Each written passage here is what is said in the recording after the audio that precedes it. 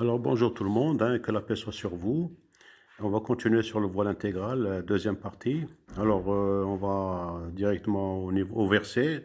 Alors là on a le Coran, là, et puis là c'est le Coran en français et en arabe.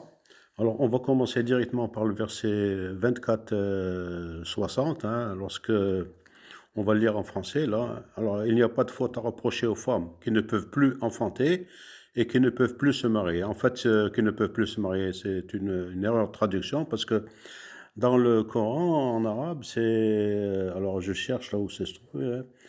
Alors, c'est min nisa lati la yarjuna nikahan, c'est-à-dire qui ne peuvent plus enfanter, non, rien à voir avec le mariage, hein. Alors, ces femmes-là, elles peuvent déposer leur voile. En fait, déposer leur voile, en arabe, c'est se dévêtir, mais sans être... enfin, comment dire, là, sans se montrer complètement nu ou à moitié nu, hein, c'est-à-dire elle allège leurs vêtements. Voilà pour le verset, donc concernant le verset 24-60. Hein, il est très simple, très facile. C'est-à-dire les femmes qui sont en ménopause, hein, elles n'ont pas besoin de se couvrir de la même manière que celles qui ne sont pas, celles qui peuvent enfanter. Voilà, c'est tout. Alors on va passer donc au verset un peu plus intéressant, mais qui n'est pas plus explicite. Hein. Ceux qui sont explicites, on les verra en dernier. Hein. Alors, c'est le verset donc 33-59. Alors voilà, j'ai le verset 33-59. Hein. Alors, bon, là, il y a une partie, hein, l'autre, c'est il est là, donc c'est au prophète. Hein. Ya ayyuh nabi, dis à tes filles, hein, qul li, à tes épouses, hein, d'abord. قل لأزواجك وبناتك ونساء المؤمنين.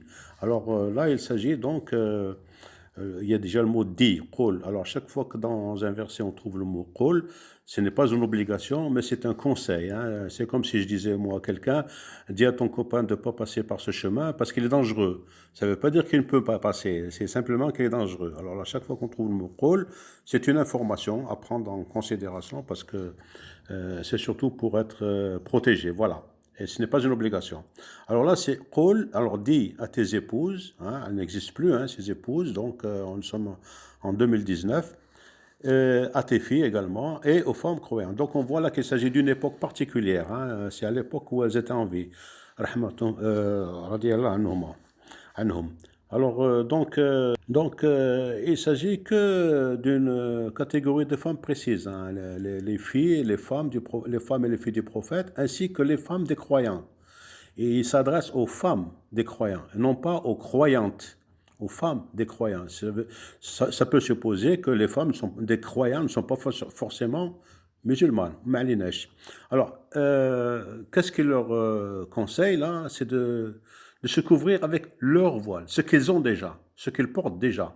Et non pas ils vont chercher un voile. C'est-à-dire que s'ils ont, je sais pas moi, une chemise qui est ouverte, hein, ben, elle ferme, elle met les boutons.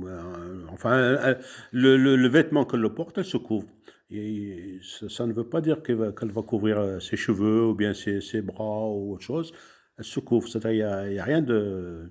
Alors, pour quelle raison? Ben, c'est uniquement pour elle soit connue, hein, parce qu'il ne faut pas oublier qu'à l'époque de l'ignorance, à Jahiliya, les femmes, elles étaient presque découvertes, presque nues.